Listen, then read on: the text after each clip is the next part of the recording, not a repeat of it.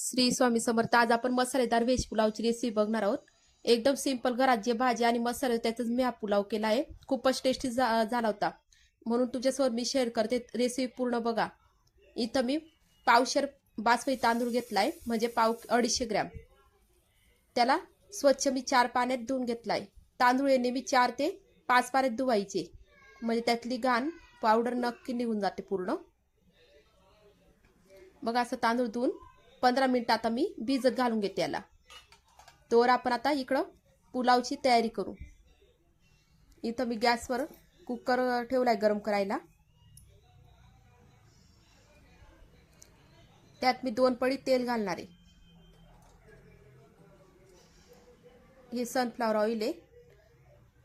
त्यात 2 चमचे साजूक तूप घालून घेते. साजूक तुपामुळे पुलावला छान टेस्ट येते. जर तुम्ही फोडणीत जर तूप नाही घातलं तर वरून पण घालू शकता पुलाव तयार झाल्यावर. आता यात मोहरी घालून घेऊ. आता जिरं घालून घेते. इथे मी आता पुलावसाठी काही खडे मसाले घेतले. 2 तेजपान, दालचिनीचे तुकडे छोटे छोटे, मिरे, 2 वेलदोडे, चक्री फूल आणि लवंग घेतलेत. आता याला पण आपण तेलात छान असं फ्राय करून घेऊ. बघा, असं खमंग वास सुटायला लागलाय खडे मसाल्यांचा. आता यात आपण अद्रक लसूणची पेस्ट केलेली आहे ती घालून घेऊ. आता तिला पण छान आपण फ्राय करून घेऊ. आता यात मी लांब चिरलेला कांदा घालून घेते.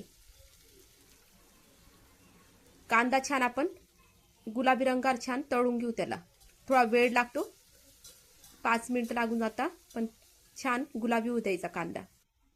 तोवर आपण आता इथं दही घेतली मी 2 चमचे, छान फेटून घेतली दही. आता यात मी 2 चमचे तिखट घेतलंय, धने पावडर घेतलं 1 चमचा, गरम मसाला 1 चमचा. कारण आपण खडे मसाले घातलेत म्हणून गरम मसाला मी इथं 1 चमचा घेतलाय. खानदेशी गरम मसाला आहे. हळद घातली. हळद थोडी जास्त घातली म्हणजे कलर छान येतो पुलावला. आता हे छान असं मिक्स करून घेऊ. हे असं आपण पुलावच्या फोडणीमध्ये घालणार आहेत, म्हणजे छान टेस्ट येते दहीमुळे पुलावला. बघा, आपण कांदा छान तळला गेलाय खरपूस. आता यात मी शिमला मिरची घालून घेते. शिमला मिरची पण छान आपण फ्राय करून घेऊ. आता यात मी लांब चिरलेले गाजर घालून घेते. बटाटे घालते. बटाटे थोडे मोठे चिरायचे, नाही तर ते जास्त शिजून जातात पुलावमध्ये. बघा, भाजी असे छान फ्राय करते. आता यात मी मटर होते ते रात्र मी भिजत घातले होते. आता ते मटर घालून घेते. भिजवलेले ते कच्चे मटर आहेत. त्यांना पण छान फ्राय करून घेऊ. बाकी छान कलरफुल आपल्या भाज्या दिसत आहेत. तुम्ही फ्लावर अजून कोणत्या भाज्या असेल त्या तुम्ही ॲड करू शकतात. मी माझ्या घरात ज्या अवेलेबल होत्या त्याच भाज्या टाकल्या आहेत. आता इथं जे आपण दहीची मसालेदारची पेस्ट तयार केली होती ती घालून घेऊ. आता हिला पण आपण छान फ्राय होऊ देऊ, म्हणजे मॅरिनेट झाल्यासारखे आपले भाज्या होतील छान. पूर्ण भाज्यांना ते मिश्रण लागेल. मग कलर पण किती छान आलाय भाज्यांना, एकदम टेस्टी दिसते. अशी छान आपली ग्रेव्ही पुलावसाठी तयार होते. आता यात आपण जो आपला बासमती तांदूळ आपण धुवून भिजत घातला होता 15 मिनिटं तो घालून घेऊ.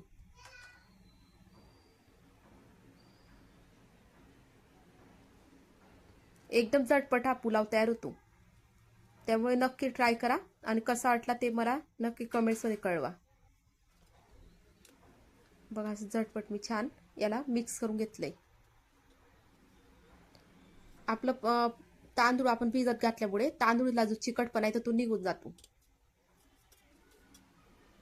आणि मोकळा मोकळा आपला भात तयार होतो. आता चवीनुसार मीठ घालून घेते.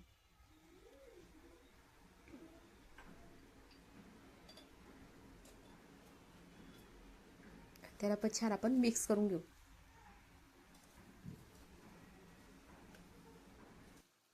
आपले मसाले भाज्या शिजताय तोपर्यंत इकडं मी पातेल्यात पाणी गरम करायला ठेवलेलं आहे बाजूला. आता ते आपण हे पुलावर घालून घेऊ.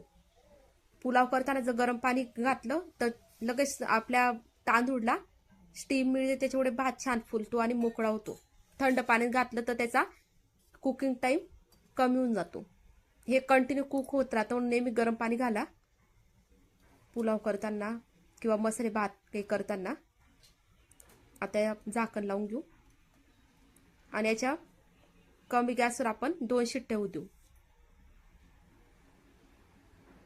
बघा आपल्या 2 शिट्ट्या झाल्या आहेत. आता आपण कुकरचे वाफ पूर्ण निघाली आहे.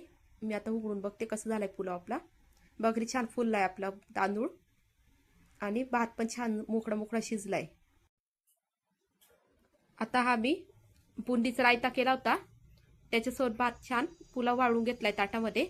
तुम्हाला ही पुलावची रेसिपी आवडली असेल तर व्हिडिओला लाईक करा, शेअर करा, कमेंट्स करा आणि सबस्क्राईब करायला विसरू नका. श्री स्वामी समर्थ.